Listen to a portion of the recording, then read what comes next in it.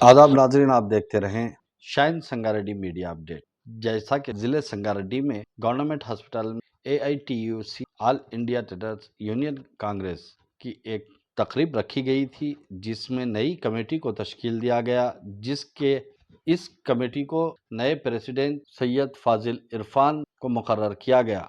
इस मौके पर तेलंगाना स्टेट AITUC के आला ज़िम्मेदारान भी मौजूद थे। Government medical college, government hospital के तमाम वर्कर्स की ये यूनियन मुकम्मल तरीके से तश्कील दी गई, जबकि ये 15 साल से अपनी जिम्मेदारियों को लेकर चल रही थी। 4 साल से इस यूनियन को जो है सो नज़रअंदाज किया जा रहा था, लेकिन अभी एक नई कमेटी तश्कील दी गई, जिसमें सैयद फाजिल इरफान प्रेसिडेंट बनते हुए देखे गए। इस कमेटी के नए बनाए जाने पर सभी स्टाफ ने नए प्रेसिडेंट सैयद फाजिल इरफान को मुबारकबाद दी और आपने इन तमाम को तवक्को दिया कि इनके अच्छे बुरे तमाम मसले मसाइल पर वो आवाज़ उठाते रहेंगे और आपने तमाम से सभी कमेटी के मेंबरान का आपने शुक्रिया अदा किया। आइए तमाम तर तफसीलात के लिए देखते हैं शाइन संगारेड्डी मीडिया अपडेट्स। किसने क्या कहा, आप देखते रहें, सुनते रहें, शेयर करें, लाइक करें, सब्सक्राइब करें। మన ఈ సంగారెడ్డి డిస్ట్రిక్ట్ హాస్పిటల్లో పనిచేస్తామన్నా అంటే మన ఉద్యోగం భద్రత ఉంటుంది, మనకు రాబోయే రోజుల్లో కొద్ది రోజులకు మంచి ఉద్యోగం మంచి పర్మనెంట్ అవుతుంది అని చెప్తే మనం మరింత నిక్కచ్చిగా నిబద్ధతతో పనిచేయడానికి ఆస్కారం ఉంటుంది. అది లేదు, ఎంతకాలం ఉన్నా మన ఇదే ప్రైవేట్ ఉద్యోగం, ఎంతకాలం ఉన్నా మన కాంట్రాక్ట్ ఉద్యోగం, వాడి జీతం ఇస్తేనే జీతం, లేకపోతే మనకు రాదనే పరిస్థితి ఉంటే మనలో కూడా నైరాశ్యం ఏర్పడుతుంది.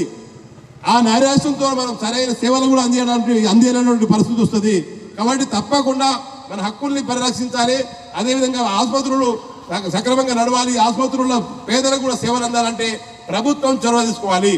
మనం కాదు, మనం ప్రైవేట్ వ్యక్తులం, మనం వ్యక్తులంగా చేసే ప్రభుత్వం వీటన్నిటిపైన స్టడీ చేయాలి.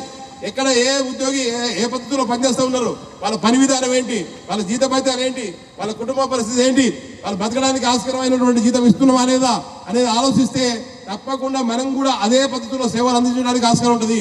మన కడుపు నిండితే మనం మంచి పని చేస్తాం, మనకే కడుపు ఆకలి అనుకో మనం కూడా పని చేయాలనేటువంటి పరిస్థితి ఏర్పడుతుంది. కాబట్టి ప్రభుత్వం ఆలోచించాలి.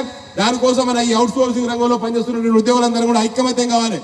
ఎందుకంటే రాబోయే రోజుల్లో పోరాటం చేయబోతున్నాం. ఈ ప్రభుత్వానికి కూడా కొంత కావాల్సినంత సమయం ఇచ్చినాం. దాదాపు 2.5 సంవత్సరాలు అయిపోయింది. కార్పొరేషన్ ఏర్పాటు చేస్తున్నారు. అట్లీస్ట్ కార్పొరేషన్ ద్వారా ప్రభుత్వానికే మేలు జరుగుతుంది. ఎందుకంటే కమిషన్ కాంట్రాక్టర్లకు ఇచ్చే కమిషన్ కూడా ప్రభుత్వానికి మిగలడానికి ఆస్కారం ఉంటుంది. బోగస్ లెక్కలు చూపించి కాంట్రాక్టర్లు దెబ్బతినడానికి లేకుండా ఆస్కారం ఉంటుంది. వాటి ఇవన్నీ చేయాలని చెప్పి మనం భవిష్యత్ పోరాట కార్యక్రమం రూపొందించుకోవాలి. ఆ పోరాట కార్యక్రమంలో తప్పకుండా ఇప్పటికే చాలా సందర్భంలో చాలా పోరాటాలు నిర్వహించాం. ఇప్పుడు కంటిన్యూగా పోరాటాలు జరుగుతూ ఉన్నాయి. పెద్ద ఎత్తున పోరాటాలు గతంలో జరిగినాయి. బేసిక్ వేతనం ఇవ్వాలని చెప్పి మనం డిమాండ్ చేసినాం. అసలు ఉన్నటువంటి బేసిక్ వేతనాన్ని ఇప్పుడు దారి తప్పించిండు. రెగ్యులర్ ఉద్యోగికి బేసిక్ వేతనం ఉండాల్సినటువంటి ప్లేసులో కేటగిరీలుగా కొడితే 3 కేటగిరీలుగా కేటాయించి ఆ 3 కేటగిరీలో మీరే అన్ననే మురిగిస్తామండి, అంతకు మించి మీకు ₹1 ఎక్కువ ఇచ్చేటువంటి పరిస్థితి లేదనే పద్ధతిలో కొనసాగుతూ ఉంది. కాబట్టి కాంట్రాక్ట్ లేబర్ చట్టం ఉంది, అవుట్ సోర్సింగ్ గైడ్ లైన్స్ ఉన్నాయి. వీటన్నిటిని రాష్ట్ర ప్రభుత్వమే అమలు చేయాల్సినటువంటి కంచె చేను వేసిన పద్ధతిలో అమలు చేయాల్సినటువంటి రాష్ట్ర ప్రభుత్వం వాటిని అమలు చేయకుండా తీవ్ర అన్యాయానికి గురి చేస్తుంది. కాబట్టి రాబో రోజుల్లో మన హక్కుల పరిరక్షణ కోసం, మన డిమాండ్ల పరిరక్షణ కోసం మరొకసారి పోరాటానికి సిద్ధం అవుదాం. తప్పకుండా మీ హక్కుల పరిరక్షణ కోసం ఈ ప్రభుత్వం అన్న చేస్తుందని చెప్పి ఆలోచిద్దాం. చేయకపోతే మాత్రం తప్పకుండా మరొకసారి పోరాటానికి మీరందరూ కూడా సిద్ధంగా ఉండాలి. అందులో AITC తప్పకుండా మీ సమస్యల పరిష్కారం కోసం, మీ డిమాండ్ల పరిష్కారం కోసం ఖచ్చితంగా మేము రాబోయే రోజుల్లో పోరాట కార్యక్రమాన్ని రూపొందించి న్యాయం చేయడానికి సిద్ధంగా ఉన్నామని చెప్పి తెలియజేస్తూ ఈ యొక్క అవకాశం ఇచ్చిన మీ అందరూ కూడా ధన్యవాదాలు ముగిస్తున్నాను. Thank you.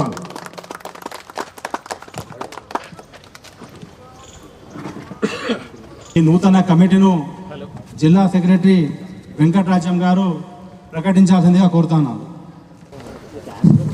సమావేశ అధ్యక్షులు రెహమాన్ గారు, ఈ సమావేశానికి ముఖ్య అతిథిగా హాజరైన AITC రాష్ట్ర ఉప ప్రధాన కార్యదర్శి నరసింహ గారు, అదేవిధంగా DPO గారు సిద్ధార్థ గారు,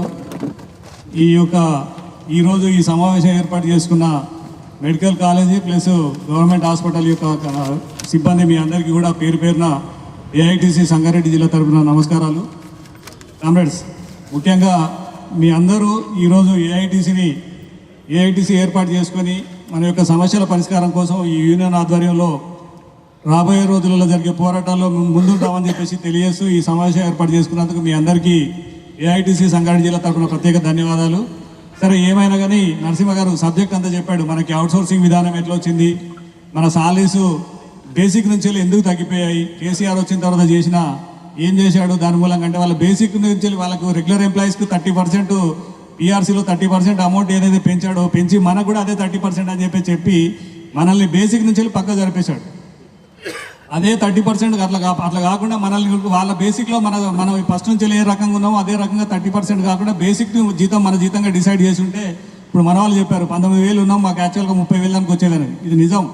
ఎందుకంటే 30% చేయడం మూలంగానే అన్యాయం జరిగింది. అంటే 30% అంటే ఏంటంటే అప్పుడు ఉన్న సాలరీ మీద 30% చేశాడు. కానీ యాక్చువల్గా చేయాల్సింది ఏంది, బేసిక్ మీద చేయాల్సింది. బేసిక్ ఏదైతే ఉందో ఆ బేసిక్ పెంచినప్పుడు మిగతా రెగ్యులర్ ఎంప్లాయీస్కి ఎంత సాలరీ పెరిగింది, వాళ్ళ బేసిక్ ఎంత ఉంది, ఆ బేసిక్ మీద మనల్ని ఆ బేసిక్ పేని మన సాలరీగా డిసైడ్ చేసి వచ్చిన సాంప్రదాయాన్ని ఆయన అక్కడ పోగొట్టాడు. దాని మూలంగా మన కాంట్రాక్ట్ అవుట్సోర్సింగ్ మొత్తం టోటల్గా రాష్ట్రంలో ఉన్న అందరూ కూడా అన్యాయం జరిగిన పరిస్థితి ఉంది. కాబట్టి ఈ అన్యాయానికి వ్యతిరేకంగా దాన్ని ఇప్పటికి కూడా సరి చేయలేదు, ఇంకా సరి చేయడం కోసం ప్రయత్నం చేస్తున్నాం. ఆ ప్రయత్నంలో భాగంగా ఇప్పుడు మనం ఈ సమావేశం ఇక్కడే కాదు, అన్ని జిల్లాలలో మన ఏఐటీసీ ఆధ్వర్యంలో పోరాటాలు చేస్తున్నాం. దాంట్లో మీరు కూడా ముందు వరుసలో నిలబడి పోరాటం చేయాలని చెప్పేసి పిలిపిస్తూ ఇప్పుడు మనం ఇక్కడ కమిటీని డిక్లేర్ చేసుకుందాం.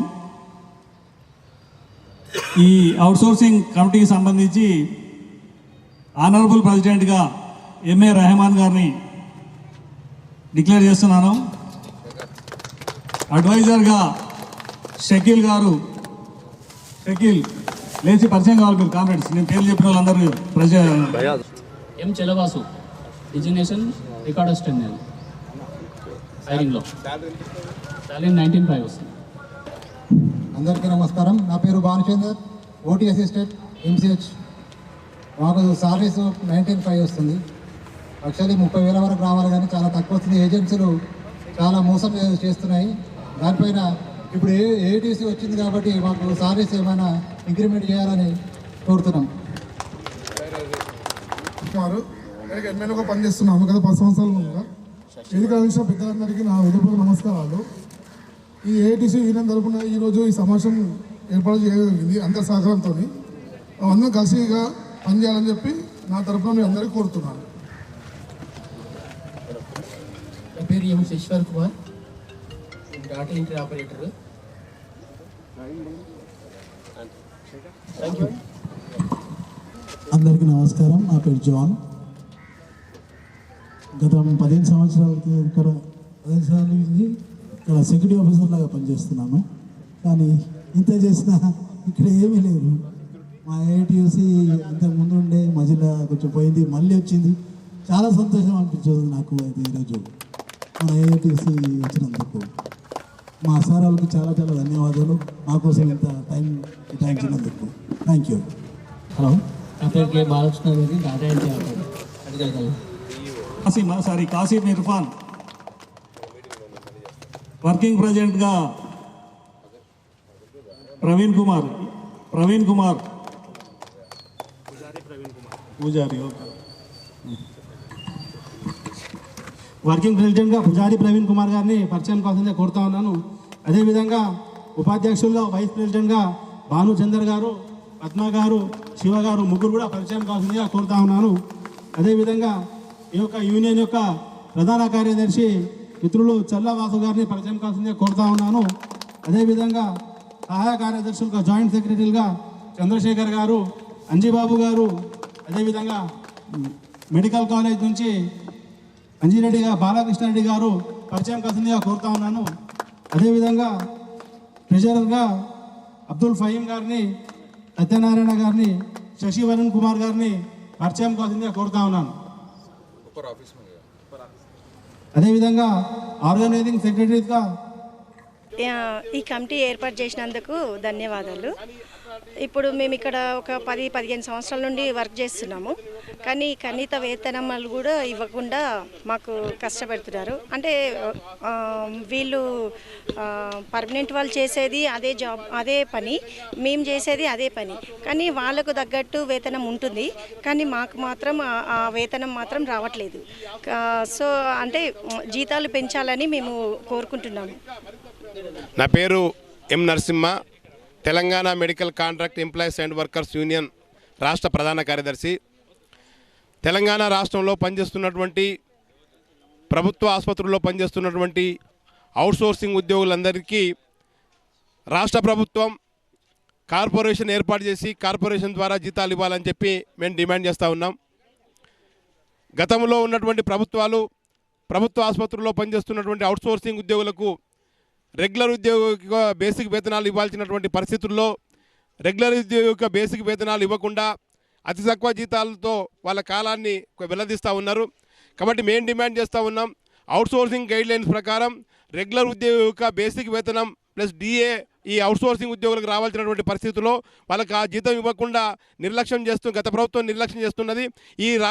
ప్రస్తుతం ఉన్నటువంటి కాంగ్రెస్ ప్రభుత్వం అయినా ఈ అవుట్సోర్సింగ్ ఉద్యోగులకు రెగ్యులర్ ఉద్యోగ బేసిక్ వేతనం ఇవ్వాలి, ప్లస్ వాళ్ళ జీతాలు అవుట్సోర్సింగ్ కార్పొరేషన్ ఏర్పాటు చేసి కార్పొరేషన్ ద్వారా జీతాలు ఇవ్వాలి. అదేవిధంగా ప్రతి నెల సక్రమంగా జీతాలు ఇవ్వాలి, ప్రతి నెల టైం ప్రకారం జీతాలు ఇవ్వాలి. రాబోయే రోజుల్లో ఈ అవుట్సోర్సింగ్ విధానంలో పనిచేస్తున్నటువంటి ఉద్యోగులందరికీ కూడా వాళ్ళ సమానమైనటువంటి ఉద్యోగాలను నోటిఫికేషన్ వేసి వాళ్ళందరినీ వెయిటేజ్ ఇచ్చి రెగ్యులరైజ్ చేయాలని చెప్పి మేము ఈ సందర్భంగా రాష్ట్ర ప్రభుత్వాన్ని డిమాండ్ చేస్తూ ఉన్నాం. ఈ అవుట్సోర్సింగ్ ఉద్యోగులకు రావాల్సినటువంటి న్యాయపరమైనటువంటి హక్కుల సాధనకై రాబోయే రోజుల్లో ఏఐటీసీ ఆధ్వర్యంలో పెద్ద ఎత్తున ఆందోళన కార్యక్రమాలు నిర్వహించి ఈ అవుట్సోర్సింగ్ ఉద్యోగుల జీతాల పెంపుదల కోసం వాళ్ళ కార్పొరేషన్ ద్వారా జీతాలు రావడం కోసం మధ్య దళారుగా ఉన్నటువంటి అవుట్సోర్సింగ్ ఏజెన్సీ వ్యవస్థను రద్దు చేయడం కోసం ఏఐటీసీ ఆధ్వర్యంలో పోరాట కార్యక్రమం రూపొందించుకోబోతా ఉన్నాం. ఈ కార్మిక వర్గం అంతా కూడా ఈ మన సంగారెడ్డి జిల్లాలో ఉన్నటువంటి ఆసుపత్రుల్లో పనిచేస్తున్నటువంటి అవుట్సోర్సింగ్ ఉద్యోగులు కూడా ఈ పోరాట కార్యక్రమంలో ముందు వరుసలో ఉండాలని చెప్పి సందర్భంగా విజ్ఞప్తి చేస్తా ఉన్నాను. ఈ తెలంగాణ రాష్ట్రంలో ఉన్నటువంటి వైద్య ఆరోగ్య శాఖ మంత్రి దామోదర రాజనరసింహ గారు ఈ సంగారెడ్డి జిల్లా వాసి. ఈ సంగారెడ్డి జిల్లాలో ఉన్నటువంటి ఆసుపత్రుల్లో పనిచేస్తున్నటువంటి ఈ ఉద్యోగుల సమస్యల్ని వాళ్ళ దృష్టిలో ఉంచుకోవాలి. ఈ ఉద్యోగులు ఇక్కడ ఈ సంగారెడ్డి జిల్లాలో పనిచేస్తున్నటువంటి ఉద్యోగులు కనీస వేతనం లేకుండా ఉన్నటువంటి అనేక ఇబ్బందులు ఎదుర్కొంటున్నటువంటి ఉద్యోగులు ఉన్నారు. వాళ్ళకి జీతం రావట్లేదు. కనీసం గతంలో ఉన్నటువంటి హరీష్ గారు వాళ్ళ జిల్లాలన్నా కొంచెం డెవలప్ చేసుకున్నారు. ఈ సంగారెడ్డి జిల్లాలో ఉన్నటువంటి మన వైద్య ఆరోగ్య శాఖ మంత్రి దామోదర రాజనరసింహ గారు ఈ జిల్లా ఆసుపత్రి పైన దృష్టి పెట్టాలి. ఈ జిల్లాలో ఆసుపత్రిలో ఉన్నటువంటి అవుట్సోర్సింగ్ ఉద్యోగులపైన దృష్టి పెట్టాలి. వాళ్ళ కనీస వేతనం కోసం టైం ప్రకారం జీతం కోసం వాళ్ళకి రావాల్సినటువంటి హక్కుల కోసం వారు దృష్టి పెట్టి ఈ జిల్లా కలెక్టర్ ఆదేశించి వాళ్ళ హక్కుల సాధన కోసం వాళ్ళ డిమాండ్లన్నింటినీ కూడా పరిష్కరించాలని చెప్పి మేము మరీ దగ్గర నుంచి ఎందుకంటే మంత్రి గారు ఉండేది సంగారెడ్డి జిల్లాలోనే. ఈ సంగారెడ్డి జిల్లాలోనే అవుట్సోర్సింగ్ ఉద్యోగుల సమావేశం జరుగుతూ ఉంది. ఈ సంగారెడ్డి జిల్లాలో ఉన్నటువంటి మంత్రి గారు ఈ సమస్యలపైన దృష్టి పెట్టి ఈ సంగారెడ్డి జిల్లా ఆసుపత్రిలో ఉన్నటువంటి కార్మికుల సమస్యలపైన దృష్టి పెట్టి ఇక్కడ ఉన్నటువంటి అవుట్సోర్సింగ్ ఉద్యోగులకు కనీస వేతనం ఇవ్వడానికి వాళ్ళు దృష్టి సారించాలి. ప్రతి నెల సక్రమంగా జీతాలు ఇవ్వడానికి అదేవిధంగా మంత్రి గారు ఒక దృష్టి పెట్టి ప్రభుత్వ ఆసుపత్రుల్లో పనిచేస్తున్నటువంటి ఉద్యోగులకు వాళ్ళ సమస్యలపైన కాన్సన్ట్రేషన్ చేసి వాళ్ళ డిమాండ్ల పరిష్కారం చేసినట్లయితే ప్రభుత్వ ఆసుపత్రుల్లో మెరుగైన వసతులతో పాటు ఉద్యోగులకు కావాల్సినటువంటి హక్కులు వస్తేనే ఉద్యోగులకు రావాల్సినటువంటి జీతం వస్తేనే ఉద్యోగులకు కడుపు నిండితేనే పేషెంట్లకు సేవ చేయడానికి ఆస్కారం ఉంటుంది. ఇక్కడికి హాస్పిటల్కి వచ్చే వాళ్ళందరూ కూడా పేద పేషెంట్లు. వాళ్ళకి సేవ చేయాలంటే ఇక్కడ ఉన్నటువంటి ఉద్యోగులు మరి ముఖ్యంగా అవుట్సోర్సింగ్ ఉద్యోగుల జీతాల కోసం ప్రభుత్వం ఆలోచించాలి. ఈ వైద్య ఆరోగ్య శాఖ మంత్రి గారు ఆలోచించి ఇక్కడ సంగారెడ్డి ఆసుపత్రిలో పనిచేస్తున్నటువంటి అవుట్సోర్సింగ్ ఉద్యోగుల సమస్యలను వెంటనే పరిష్కారం చేయాలని చెప్పి ఈ సందర్భంగా వారికి విజ్ఞప్తి చేస్తా ఉన్నాను.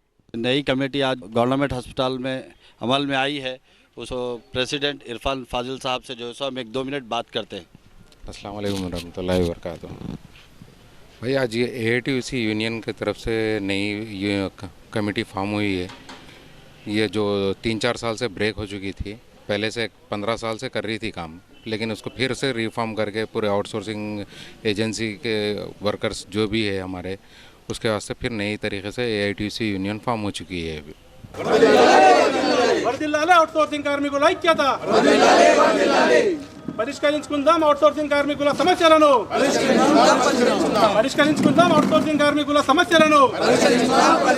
జిందాబాద్ ఏఐటీయూసీ జిందాబాద్ ఏఐటీయూసీ వర్ధిల్లాలే కార్మికుల ఐక్యత వర్ధిల్లాలే కార్మికుల ఐక్యత